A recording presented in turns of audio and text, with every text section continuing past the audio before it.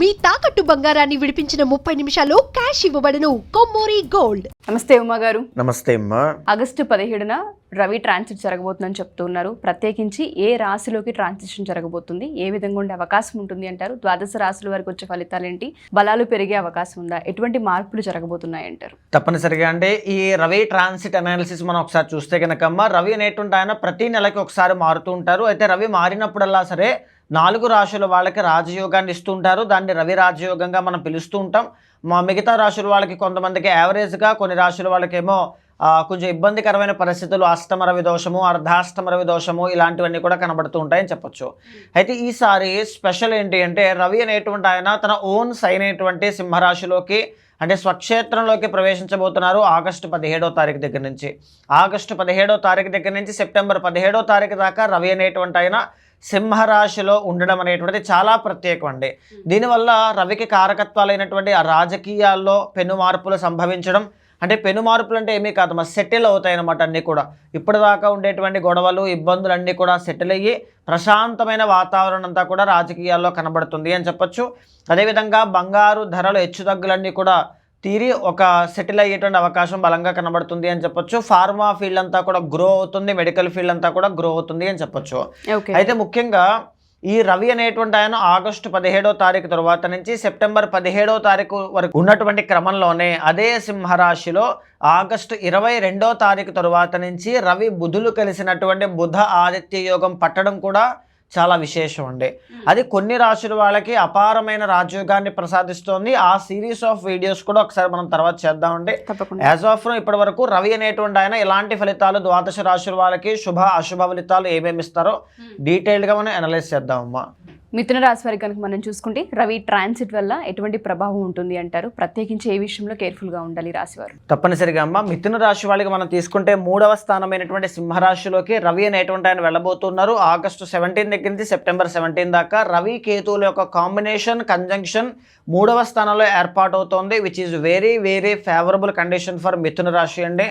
చాలా కాలం తర్వాత మిథున రాశి వాళ్ళకి ఈవెన్ కంటకషన్ ఉన్నప్పటికీ కూడా ఒక కాంబినేషన్ ఏంటి అంటే, వీళ్ళకి బాగా గమనిస్తే అండి, గురుబలం ఉన్నప్పటికీ కూడా ఆగస్టు 13 దాకా కంబషన్లో గురువు ఉన్నారు. అందుకే చాలామంది మిథున రాశి వాళ్ళ కన్సల్టేషన్స్లో ఓకే గురుబలం పెరిగిన తర్వాత ఒక ఆఫర్ వచ్చిందండి, జాబ్ వచ్చింది, బట్ ఇంకా మమ్మల్ని పిలవలేదు, ఇంకా జీతం పడలేదు, ఇలా ఎందుకు అంటే గురువు అనేటువంటి ఆయన కంబస్ట్ అవ్వడం చేత బలం పెరుగుతున్న సమయంలో మళ్ళీ గురుబలం వీక్ అవ్వడం లాంటివి జరిగిందండి. ఈ ఆగస్టు 13వ తారీఖు తర్వాత గురువు అనేటువంటి ఆయనకి మళ్ళీ బలం పెరుగుతుంది.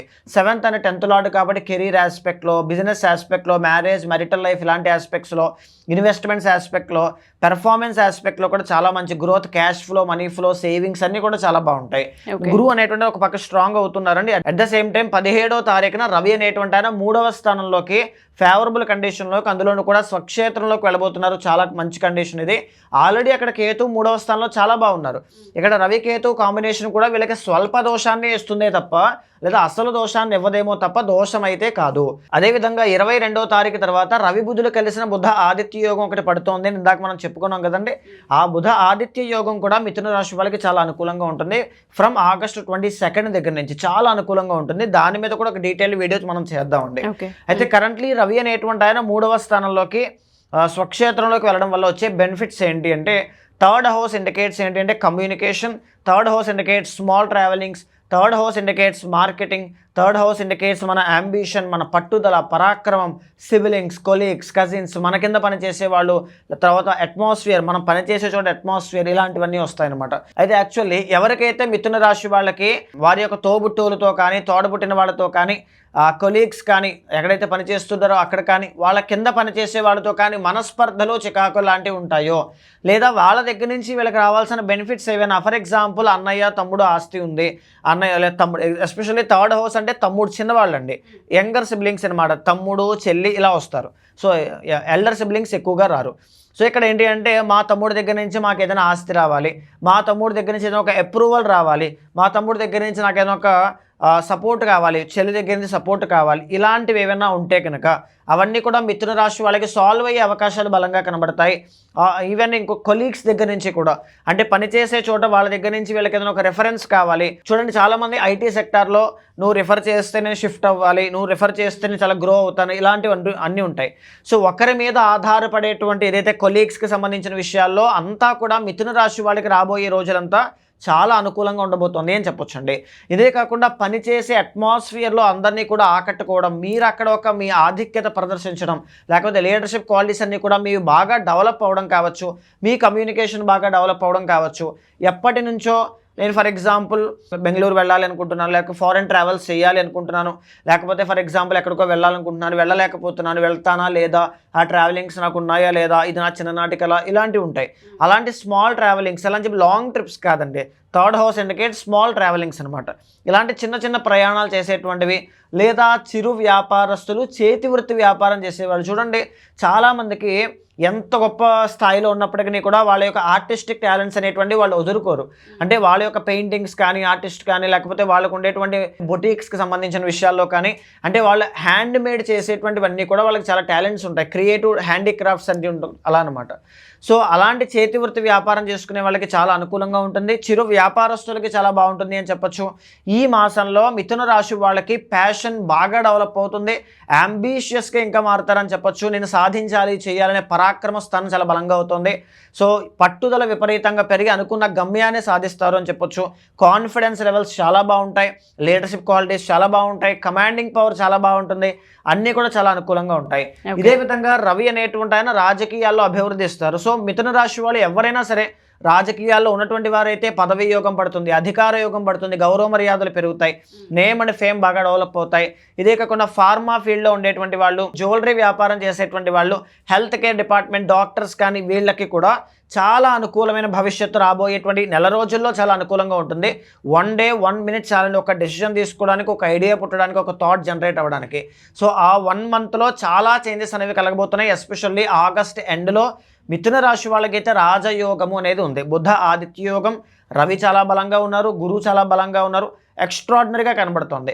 అయితే కొన్ని 9th హౌస్లో రాహు కానీ, 10th హౌస్లో శనిని గురుడు డామినేట్ చేయొచ్చు, సప్రెస్ చేయొచ్చు, బట్ అయినా సరే శని యొక్క ఇంపాక్ట్ అనేది ఉంటుంది.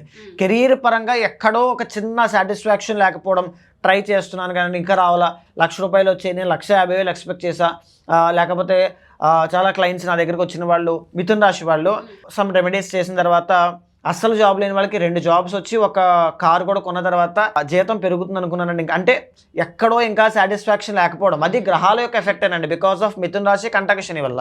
సో ఇలాంటి, లేకపోతే ఫ్యామిలీ ఎక్కువగా సిక్ అవుతున్నానండి, వాళ్ళ మీద ఎక్కువగా ఇది ఉంది, ఇలా అనమాట. సో ఈ యొక్క కంటక శని దోషం పోవడానికి కాళీదేవి యొక్క ఆరాధన తప్పనిసరిగా చేస్తూ ఉండండి. శనివారం నాడు చెప్పులు దానంగా ఇవ్వడం, శనివారం నాడు ఎవరికైనా నల్ల నువ్వులు దానంగా, ఎవరికైనా కాదు కొంతమంది తీసుకుంటారు బ్రాహ్మణులు కూడా, నల్ల నువ్వులు దానంగా ఇవ్వడం లాంటివి చేయండి, తప్పనిసరిగా బాగుంటుంది. అండ్ ఇప్పటి వరకు రవి వల్ల మీరు ఏ రెమెడీ చేయాల్సిన పని లేదు. డెఫినెట్గా మిథున రాశి వాళ్ళకి సెప్టెంబర్ ఎండ్ లోపు మీ కెరీర్కి సంబంధించి, మీ ప్రొఫెషన్కి సంబంధించి, లేదా మీ కాన్ఫిడెన్స్ లెవెల్స్ కానీ, డెసిషన్ మేకింగ్ కానీ, లీడర్షిప్ క్వాలిటీస్ కానీ, రాజకీయాల్లో కానీ, ఫార్మా ఫీల్డ్, జ్యువెలరీ షాప్స్ కానీ, సిబ్లింగ్స్, కొలీగ్స్, కజిన్స్, మీ కింద పనిచేసే వాళ్ళ విషయంలో కానీ తప్పనిసరిగా గ్రోత్ కనబడుతుంది. కనబడిందో లేదో కూడా కింద కమెంట్ రూపంలో తెలియచేయండి. అండ్ మిథున రాశిలో మీది ఏ నక్షత్రమో ఏ పాదమో కూడా కింద కమెంట్ రూపంలో తెలియచేయండి. నెక్స్ట్ టైం ఆ నక్షత్రాన్ని మెన్షన్ చేస్తూ వీడియో చేసే ప్రయత్నం తప్పనిసరిగా చేస్తాను. తప్పకుండా ఉమా గారు. సో మీరు చెప్పినట్టుగానే ఇన్బ్యాలెన్స్ ఏదైతే కనిపిస్తుందో, చాలామంది మా రాశి వారికి ప్రత్యేకంగా ఈ విధంగా ఉంది కాబట్టి జన్మ జాతక రీత్యా ఒకసారి మిమ్మల్ని కలవాలి అనుకున్నా, అపాయింట్మెంట్ తీసుకోవాలనుకున్నా మీ దాకా ఎలా రావచ్చు అంటారు? తప్పనిసరిగా అండి, మీకు కింద కనిపించే నెంబర్కి కాల్ చేస్తే మా వాళ్ళు మీకు పూర్తి వివరాలు అందిస్తారు. మీ యొక్క జాతకాన్ని చూసిన తర్వాత గోచారంతో సమన్వయం చేస్తూ ఏదైనా దోషాలుంటే, అది దశలో కానీ, అది మహాదశలో కానీ, అంతర్దశలో కానీ, నవాంశ D10 D1 చార్ట్స్లో కానీ ఎక్కడున్నా సరే ఏ స్వల్ప దోషాలున్నా శాంతి పరిహారములు ఆచరింపచేసి భగవత్ అనుగ్రహం కలిగేలా చేస్తాను. తప్పకుండా ఉమా గారు. థ్యాంక్ యూ ఉమా గారు. నమస్తే అమ్మా.